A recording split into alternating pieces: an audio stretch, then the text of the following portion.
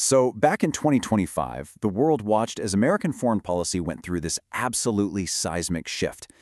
But this wasn't about pulling back or isolationism. No, it was something way, way more ambitious.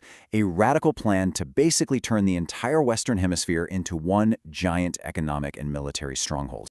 Okay, so picture this. You see these headlines popping up. A U.S. aircraft carrier suddenly appears in the Caribbean. Congress passes this monster multi-billion-dollar bill. And then a major port, one of the world's most critical choke points, quietly changes hands. I mean, these feel like totally random events, right? What on earth could tie them all together? Well, it turns out they're not random at all. They are all pieces of a single, aggressive, and incredibly coherent new doctrine. A strategy that basically announced that the era of the U.S. playing global police was over, and the era of absolute regional dominance had begun. Welcome to the Fortress Americas doctrine. So let's start with the thinking behind all this. This whole idea didn't just come out of nowhere. It's actually a supercharged 21st century reinterpretation of a concept that's been around for 200 years. Now, what's so interesting here is who the target is. The original Monroe Doctrine from way back in 1823, that was all about keeping European empires out of the Americas.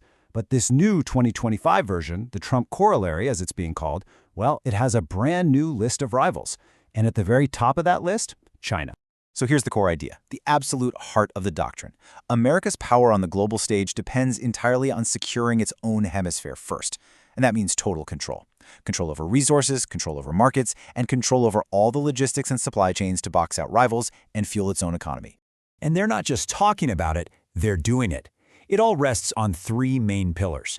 Pillar 1, kick your rivals out of any critical infrastructure. We're talking ports, 5G networks, you name it.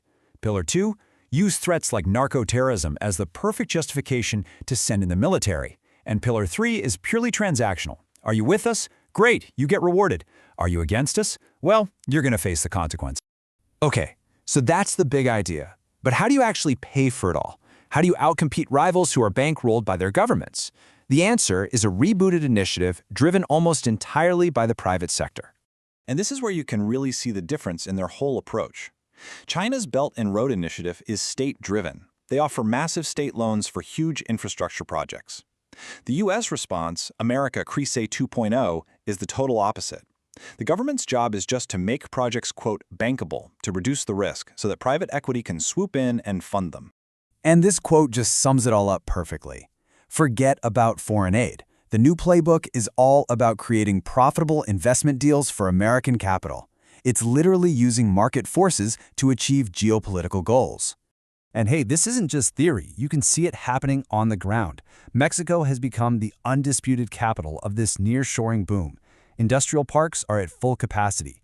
And to keep it that way, the U.S. is tightening trade rules to make sure rivals can't use Mexico as a sneaky backdoor into the U.S. market. They've even weaponized their development finance corporation to act like a strategic investment bank. Now, this whole economic machine is hungry. And it's hungry for one thing more than anything else, critical resources. So let's talk about the competition for the raw materials that are going to power the entire 21st century. The U.S. is putting serious money where its mouth is. A single law, the One Big Beautiful Bill Act, or OBBBA, carved out a massive $7.5 billion for one specific purpose, building supply chains for critical minerals that completely, 100%, bypass China. And here are the key battlegrounds, all mapped out. You've got the so-called lithium triangle in Argentina and Chile. You've got nickel and cobalt mines in Brazil, copper in Peru. And for each and every one of these, the U.S. has a clear game plan. Fund projects in allied countries, use trade deals as a carrot and a stick, and lock down that supply for itself and its friend. Of course, a strategy this aggressive doesn't run on economic deals alone. It has to be backed up by credible, overwhelming force.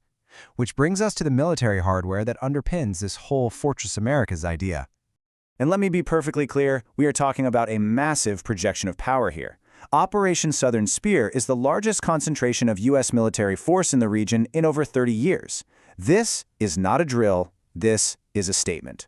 And just look at the hardware they've deployed. A whole carrier strike group led by the USS Gerald R. Ford, F-35 stealth fighters, MQ-9 Reaper drones for surveillance and strikes. The official mission? Oh, it's about counter-narcotics. But the unofficial mission, the real reason, it's about putting the squeeze on Venezuela and sending a crystal-clear message to China and Russia. This is our turf. So what happens when you combine all this economic pressure with a massive military presence? You get a continent that is splitting apart at the seams.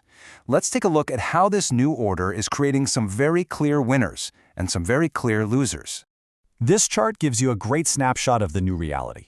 You've got a solid group of pro-US allies like Argentina who are totally on board. You've got an anti-US bloc led by Venezuela, and then you have the heavyweights, Brazil and Mexico, caught smack in the middle, just trying to navigate all this immense US pressure without getting crushed. And for investors, this whole division creates some pretty obvious opportunities. You've got companies like Lithium Americas winning big because they're mining in an allied country, Argentina. Defense contractors like General Atomics are getting massive contracts. And of course, the companies building warehouses and industrial parks for the nearshoring boom in Mexico are absolutely thriving. And this slide right here shows the single most audacious move of them all. This was the Checkmate. A US-led consortium fronted by BlackRock spent nearly $23 billion to buy out the Chinese company that operated the ports on both ends of the Panama Canal. It was a brilliant strategic move to guarantee US control over the most critical shipping lane in the entire hemisphere. So when you boil it all down, this new reality forces a very stark choice. For nations, for companies, for investors, it all comes down to one critical question. Are you inside this new American fortress, where you can benefit from the security and the supply chains? Or are you on the outside, looking in? Which leaves us with the final big question.